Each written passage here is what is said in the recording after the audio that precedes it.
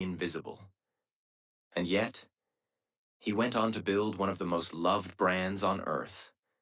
Not just a coffee shop, but a brand that changed how the world starts its day. And no, he wasn't born rich. No, he didn't have connections. No, he didn't even found the company he would one day transform.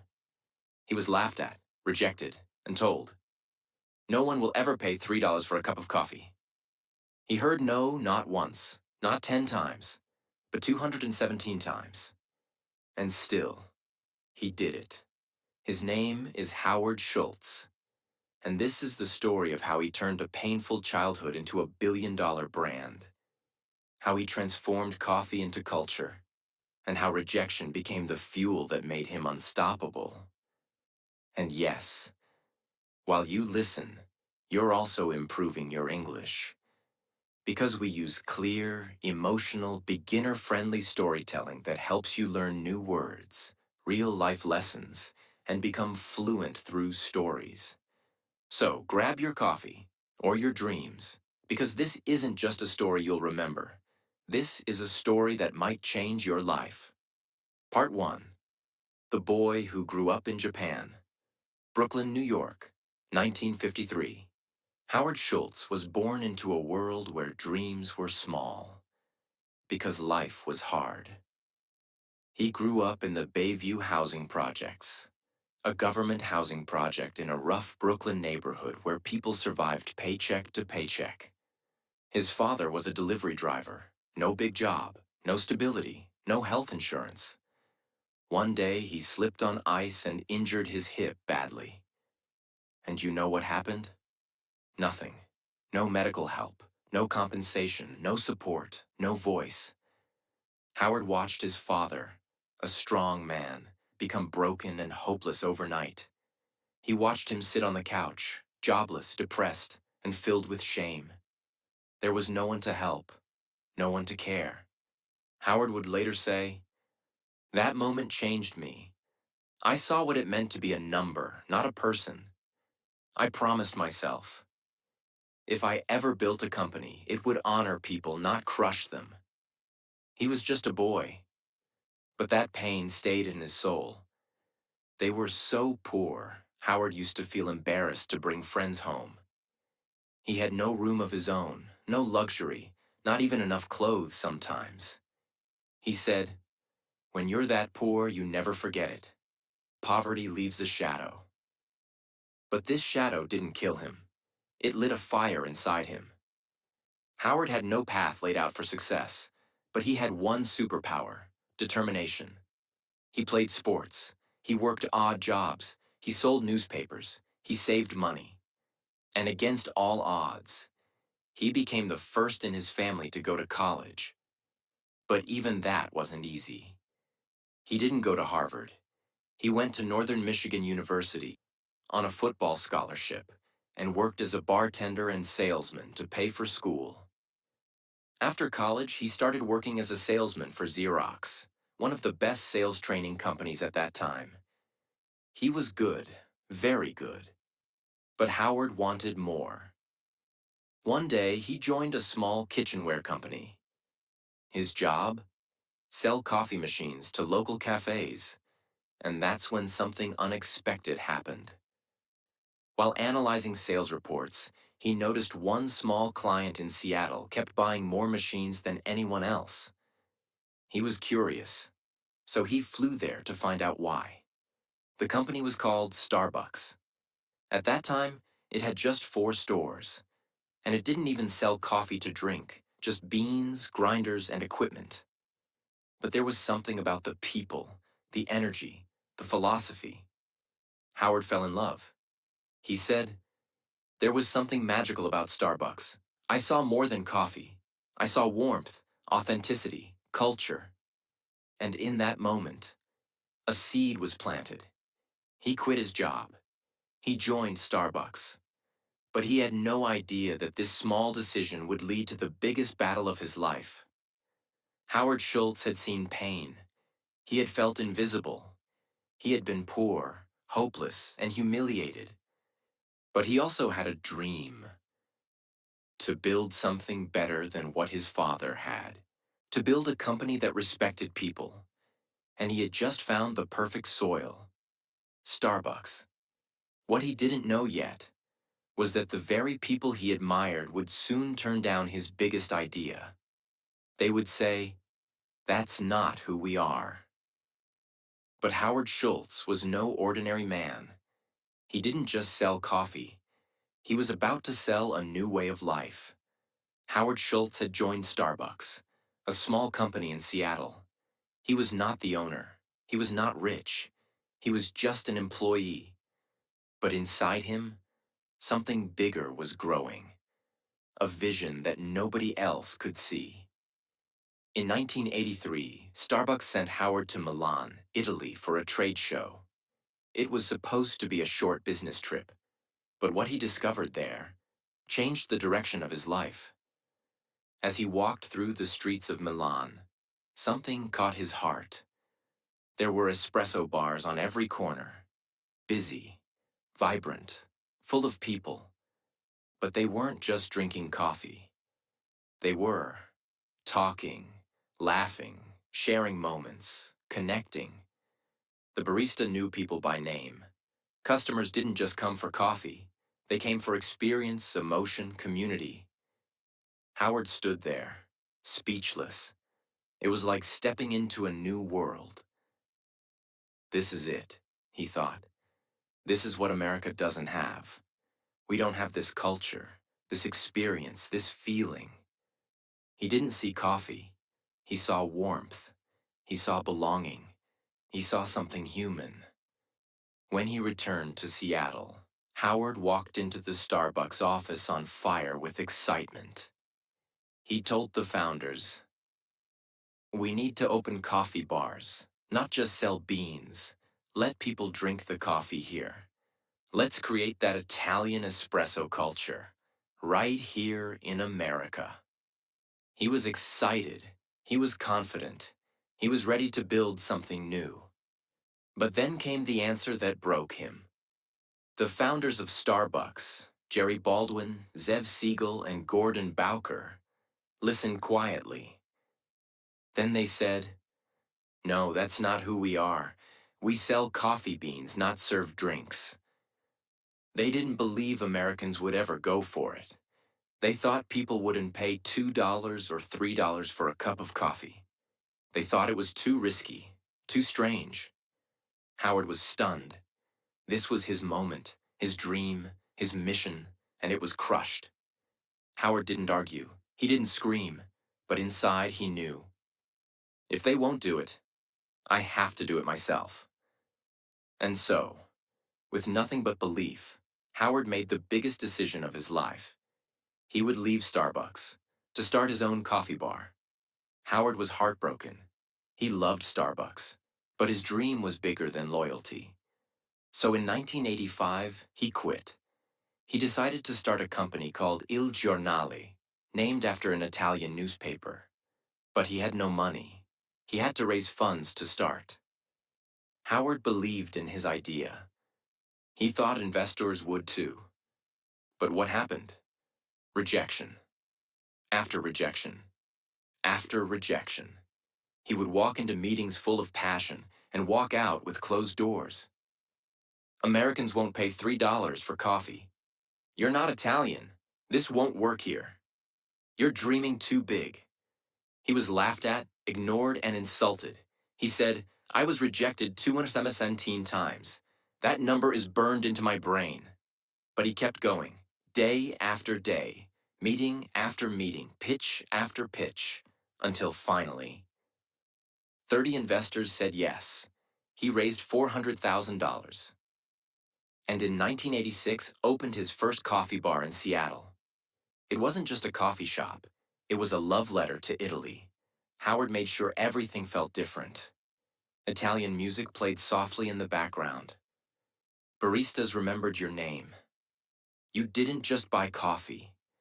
You had an experience. And guess what? People loved it. They didn't care that it was new. They didn't care about the price. They came for the feeling. Il Giornale became an instant hit. Howard proved them wrong. While Il Giornale was booming, something unexpected happened. The founders of Starbucks, the very people who said no, decided to sell the company. They were moving on. Starbucks was too small for them now. Howard saw a chance, a big one, a dangerous one. A dream that had once been denied to him was now up for sale. But there was a problem. In 1987, Howard found out the price. To buy Starbucks, he needed $3.8 million. That's about $10 million today. And Howard didn't have that kind of money. He was still small, still building. But this wasn't just a business move for him. This was personal. This was his dream. So once again, he went back into battle. He talked to every investor he could find. He begged, he pitched, he cried. He told them, "This is not just a coffee company. This is my life's purpose." Finally, after weeks of effort, he raised the money. And in August 1987, at age 34, Howard Schultz bought Starbucks for $3.8 million. And he didn't just buy the company. He bought back his vision. Part 2. The coffee that became a culture. It was 1987. Howard had just bought Starbucks, but what did he actually buy? It wasn't a global brand. It wasn't profitable. It wasn't even a proper cafe. All it had was 6 stores, a small roasting plant, a confused brand identity, and a few dozen employees. The company did not serve coffee to drink. It only sold coffee beans, machines, and accessories. There were no lattes, no cappuccinos, no frappuccinos, and no music. Nothing you recognize today existed yet. Howard had a mountain to climb. Howard didn't just want to own Starbucks, he wanted to reinvent it. His mission was clear. Starbucks will not just sell coffee, it will sell an experience, a feeling, a third place between work and home. So he got to work. Howard had 3 key principles. 1. Create a human connection. Customers should feel seen, valued, and respected. 2. Design stores with emotion. Each store would be warm, inviting, with soft lighting, music, and a unique smell. 3. Make every cup feel personal. The baristas would remember names, smile, and make you feel like family. He didn't want to sell fast coffee. He wanted to build ritual, emotion, and community, just like he saw in Italy. Howard focused on tiny things that other businesses ignored. The smell inside the store. Never let food overpower the smell of coffee. The music. Every Starbucks had curated playlists to match the mood. The seating. Cozy, not cramped. The counters, designed so baristas and customers could talk comfortably. The lighting, always soft, never harsh. The names on cups, to make every customer feel special. And most importantly, the person behind the counter is not just making coffee. They are creating warmth. Howard believed the employees were the heart of the brand. He didn't call them staff or workers. He called them partners. Even part-time baristas were given healthcare benefits, stock options, training not just for skill, but for soul. This was revolutionary in America, especially for a coffee shop. Howard said, "If we treat our people well, they will treat our customers well, and everything will take care of itself." He made sure baristas looked customers in the eye, smiled, asked how your day was, remembered regulars. In Starbucks, you were not a number. You were a name, a person, a story. In 1987, after Howard took over, Starbucks had just 6 stores. No national presence, a huge vision but very little profit. Over the next 5 years, he grew Starbucks to 165 stores, across cities like Chicago, Vancouver, and New York. But this growth wasn't random. Every location was carefully picked. Every store was designed to create community, not just sell coffee. Howard refused to franchise the stores. Why? Because he wanted to protect the experience. He said, I want to control the quality, the emotion, the feeling. That can't be outsourced. Before Starbucks, most Americans had never heard of espresso, latte, cappuccino, macchiato, frappuccino.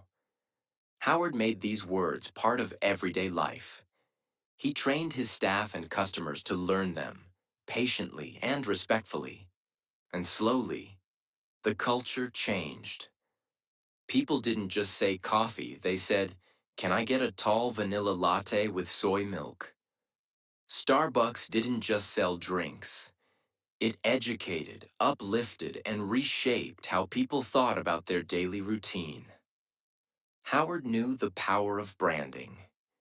He didn't want just a good cup of coffee. He wanted customers to feel proud holding a Starbucks cup. So they invested heavily in clean, minimalist logo design, high-quality cup materials, consistent green and white branding, a sense of premium experience. Very soon, holding a Starbucks cup became a statement. I'm successful. I have taste. I take care of myself. This is my time. Howard realized something deep. People aren't just buying coffee. They're buying a moment of peace, a sense of belonging, a way to feel seen. And that's exactly what he gave them. For a few dollars, 3, 4, 5, people didn't just get a drink. They got a cozy seat, calm music, friendly conversation, a small break from the chaos of life. And that was priceless. By the early 1990s, Starbucks had expanded to several major U.S. cities. It was earning millions in revenue. Customer loyalty was extremely high. The brand was now seen as modern, classy, and cool. People went to Starbucks to read, to write, to have meetings, to fall in love, to take a break, to feel human. By the early 1990s, Starbucks was no longer just a Seattle brand. It had become a national sensation. The coffee shop was a cultural icon, a lifestyle statement, a business case study, and a morning ritual for millions. But Howard was not satisfied. He wasn't thinking about 100 stores. He was thinking 10,000. He wanted to take Starbucks to Europe, Asia, every airport, every corner of every city. And to do that, he needed serious capital. In 1992, Starbucks went public on the NASDAQ Stock Exchange. Ticker symbol, SBX. Stock price, $17 per share. Initial valuation, around $250 million. Howard Schultz, once rejected 217 times, now had built a company that Wall Street wanted to own. The IPO was a massive success. Starbucks stock skyrocketed in the first year. With fresh funding, Howard had the fuel he needed to expand faster than ever before. While Starbucks was expanding, something unexpected happened. In 1994, in Santa Monica, California, a small group of Starbucks baristas noticed something. Customers were asking for cold blended coffee drinks. At the time, Starbucks had no cold coffee menu. But these baristas didn't wait for approval. They experimented. They blended espresso with ice, milk, chocolate, whipped cream, and created something new. When Howard found out, he didn't punish them. He didn't say, "That's not in the manual." Instead, he tasted the drink and smiled. "This is brilliant," he said. "We're launching it nationwide." In 1995, Starbucks officially launched the Frappuccino. It became an instant sensation, especially with younger customers.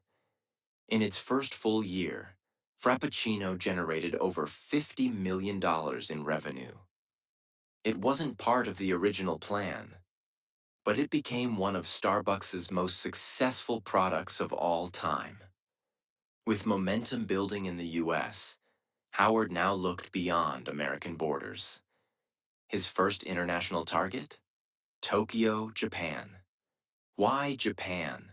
Because Japanese culture respected ritual, precision, and aesthetics. They had a growing interest in Western lifestyle. It was the perfect mix of tradition and modernism. In 1996, Starbucks opened its first store outside the US, in Tokyo. And guess what? It was an overwhelming success. People stood in lines. It became a fashion statement, and it set the tone for future global expansion. After Japan came, UK, China, Singapore, South Korea, United Arab Emirates, Germany, and dozens more. By the end of the 1990s, Starbucks was in over 20 countries. As Starbucks grew, so did the numbers. By 1997, 1,400 stores. By 1999, 2,500 plus stores. Annual revenue, over $1 billion. Howard's net worth, over $100 million. But along with success came new challenges. When you grow from one store to 2,500 in a few years, quality control becomes a nightmare. Some problems started to appear. Inconsistency. Some stores felt warm and personal. Others felt cold and robotic. Overcrowding. Stores became too busy. People complained about long lines and noise. Overstandardization. The same colors, music, and design began to feel too corporate. Howard felt uneasy. I didn't want to build McDonald's. I wanted to build something meaningful. But now Wall Street was involved. Shareholders wanted faster growth, more stores, higher profits. Howard was now in a tug of war, between vision and velocity, between purpose and pressure, between soul and scale. At this point, Howard Schultz was not just a CEO. He was managing thousands of employees, overseeing global expansion, dealing with investors, protecting company culture. He was exhausted. In 2000, after building Starbucks for nearly 20 years, Howard made a shocking announcement. He was stepping down as CEO. Howard said, "I've taken the company as far as I can. Now it's time for someone else to take it higher." He stayed as chairman, but gave day-to-day leadership to Orrin Smith and later Jim Donald. The new leaders focused more on growth, stock prices, and systems. And at first, it worked. Stores kept opening. Profits kept growing. Stock prices kept rising. But something else was growing too. Disconnection. Howard would later say, "I walked into some stores, and I didn't recognize them. They were clean, busy, profitable, but something was missing." The soul of Starbucks, that warm, personal feeling, was fading. By 2007, cracks turned into shocks. The global financial crisis hit. Consumers were spending less. Critics began saying, "Why pay $4 for coffee in a recession?" Starbucks started closing stores, cutting jobs, facing public criticism. Its stock price dropped from $40 to $8, an 80% crash. And suddenly the company that once felt invincible looked like it might fall apart. Howard watched from the sidelines, helpless, frustrated, and heartbroken. But he wasn't done yet. Part 3. The Comeback of a Broken Dream. It's 2008. Starbucks is in trouble. The global economy is falling apart. The world is entering a financial crisis. People are losing their jobs. Families are cutting their spending. And suddenly, $4 coffee no longer feels like a small treat. It feels like a luxury they can't afford. Sales drop. Customer visits fall. Store traffic slows. Starbucks, once a symbol of modern culture, is now seen as overpriced, overrated, overexpanded. And the numbers are brutal. In 1 year, the stock falls from $40 to under $8. The company loses over $6 billion in value. Store closures begin. Hundreds of locations shut down. Thousands of employees are laid off. Morale collapses inside the company. The magic is gone. And behind the scenes, one man is watching. Heartbroken. Howard Schultz is no longer CEO. He stepped down in 2000, but he remained chairman, watching from a distance. He visits stores and feels a sharp pain in his chest. "This is not what I built," he whispers. He sees dirty floors, distracted baristas, empty chairs, customers who feel rushed and invisible. Everything he stood for, connection, experience, emotion, is fading fast. And then, one day, the board of directors comes to him and says, "Howard, we need you back." It's January 2008. Howard Schultz, now 54 years old, steps back in as CEO of Starbucks. But this time, it's different. He's not coming back to lead a celebration. He's coming back to save a dying dream. And he knows the truth. This will be the hardest fight of his life. The world is in crisis. The media doubts him. The company is collapsing. And worse, the culture is broken. But Howard doesn't hide. He steps in with fire in his eyes and says to his team, "We are not in the coffee business serving people. We are in the people business serving coffee. And we've forgotten that." Howard begins with radical decisions. 1. Closes 900 stores. Yes, 900 stores across the US and abroad are shut down. Not because they didn't make money, but because they didn't reflect the brand's soul. 2. Fires thousands of employees. It breaks his heart, but he knows. If we don't cut now, we may not survive. 3. Halts all new store openings. Growth is paused. Focus returns to quality. 4. Cuts his own salary. He reduces his annual salary to $1 to send a message. "This is not about me. This is about saving us."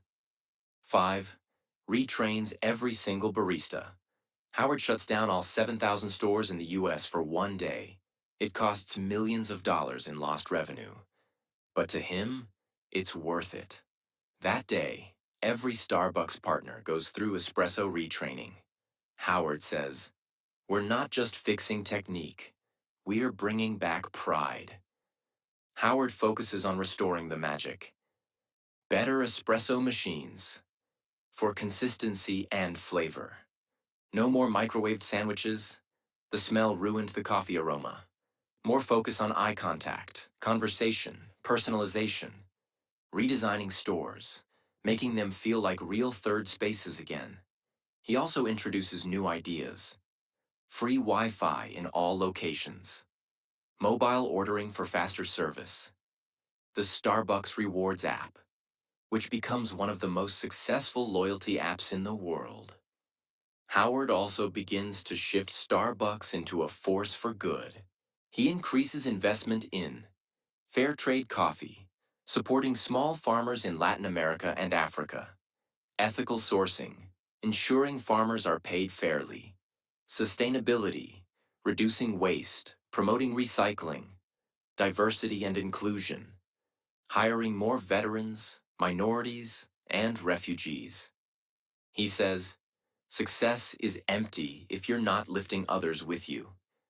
And Starbucks becomes more than a coffee company again. It becomes a brand that stands for something bigger. By 2010, the world sees something incredible. Starbucks rises again. Here are the results. Revenue climbs back to $11.7 billion. Net income grows to $946 million. Stock price recovers to over 30. Customer traffic increases. Employee satisfaction rises. Brand trust is restored. From Wall Street to Main Street, people say the same thing. Howard Schultz saved Starbucks. But more than numbers, something else returns. The aroma of real coffee. The sound of soft music. The sight of baristas smiling again. The energy of connection inside stores. The Starbucks experience is alive once more. Howard walks into a store in Brooklyn, not far from where he grew up. He sees a young barista hand a cup to an old man, smile, and say, "This one's on me today, sir. You always brighten our day." Howard smiles. "That," he says, "is what it's all about." Part 4. The Final Cup. legacy of a dreamer who never gave up. It's 2017. Starbucks has fully recovered. The brand is stronger than ever. It has over 25,000 stores across the world, a market value of over $80 billion, over 300,000 employees, one of the most recognized logos on the planet, customers in more than 70 countries, a stock price that has grown by thousands of percent since its IPO.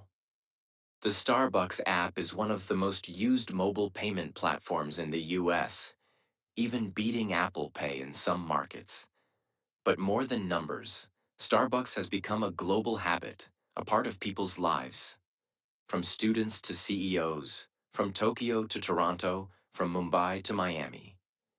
People walk in, speak their drink out loud, and feel heard, seen, and valued. By now, Howard Schultz is in his early 60s. He often walks into stores quietly, unannounced. Sometimes he watches a single mother working on her laptop, sipping a latte. Sometimes he sees a homeless man being handed a warm coffee by a smiling barista. And sometimes he hears the sound of laughter, music, and peace. And he thinks, this is exactly what I dreamed of. Not a product, a place, a feeling. He didn't want to build the biggest coffee company. He wanted to build the most human. And he did. Let's pause for a moment and look at the scale of what Howard built. Metric then, 1987. Now, 2017. Stores 6, 25,000 plus revenue. 5 million year, over 22 billion year. Employees, a few dozen over 300,000 countries, 1 US. Over 70. Stock price, IPO. 17 share, over 60 share company value. 250 million over 80 billion. All this from a man who grew up in public housing, who saw his father suffer and promised he'd never let workers feel unseen again. In 2017, Howard Schultz once again stepped down as CEO, this time on his own terms. He said, "It's time for a new generation to lead, but I'm not leaving. I'm just passing the torch." He handed the leadership to Kevin Johnson, a former tech executive and longtime Starbucks board member. Howard remained chairman, still involved, still passionate, but no longer in daily operations. But Howard didn't retire to relax. Instead, he turned his energy toward social impact, human rights, veteran employment, helping underserved communities, fixing the American dream. He launched initiatives to hire over 10,000 military veterans, offer free college education to Starbucks employees through partnerships, provide employment to refugees and disadvantaged youth, advocate for racial and economic equity. Howard believed that companies have a responsibility bigger than profit. We are not in business to make money alone. We are in business to elevate humanity. Most people don't know this. But Howard's desire to care for employees, build a warm company, and serve people with dignity came from personal pain. His father, Fred Schultz, was a delivery truck driver. One day he slipped on ice and injured his hip. He was fired. No compensation, no support, no respect. Howard was only 7 years old at the time. He never forgot how his father sat at home, broken, both in body and in spirit. I saw what happens when workers are invisible. Starbucks became the answer to that pain. So he built a company where even a part-time barista got healthcare, stock options, education, and dignity. In 2019, Howard announced he was exploring a run for President of the United States. Why? Because he believed that leadership meant service, not power. He wanted to bring the same human-first philosophy he used at Starbucks into the political world. Although he eventually dropped the idea, the message was clear. I was a poor kid from the projects. I built something that touched the world. So why not use that experience to heal even bigger things? Today, Howard Schultz is retired from Starbucks, but the culture he built still lives in. Every smiling barista, every warm cup of coffee, every customer who sits and feels at peace, every employee who is called a partner, not a worker, every morning ritual that begins with a name written on a cup. He turned coffee into connection. He turned a commodity into a community. And he showed the world that you can build a billion-dollar company without losing your soul. What you can learn from Howard Schultz. 1. Your past does not define your future. A poor boy from the projects can build a global brand. 2. Rejection is not the end. It's the beginning. Howard was rejected 217 times before someone believed in him. 3. Lead with your heart, not just your head. Profit is important, but people are everything. 4. Your business is your legacy. Every decision you make leaves a mark on someone's life. 5. Success means nothing if your people feel invisible. Howard built a company to heal the pain he saw in his father's eyes. Howard once said, "Dream more than others think practical. Care more than others think wise. Expect more than others think possible. And don't be afraid to be the only one who believes." He believed, and because he believed, today, over 100 million people walk into Starbucks stores every week, not just for coffee, but for comfort, connection, and a small piece of hope. And it all started with a boy who had nothing except a dream and a reason to never give up. This is the end of the Starbucks story. But this should be the beginning of your story. Maybe you have no money. Maybe your family never believed in you. Maybe you feel invisible. But remember this: if Howard Schultz could do it, so can you.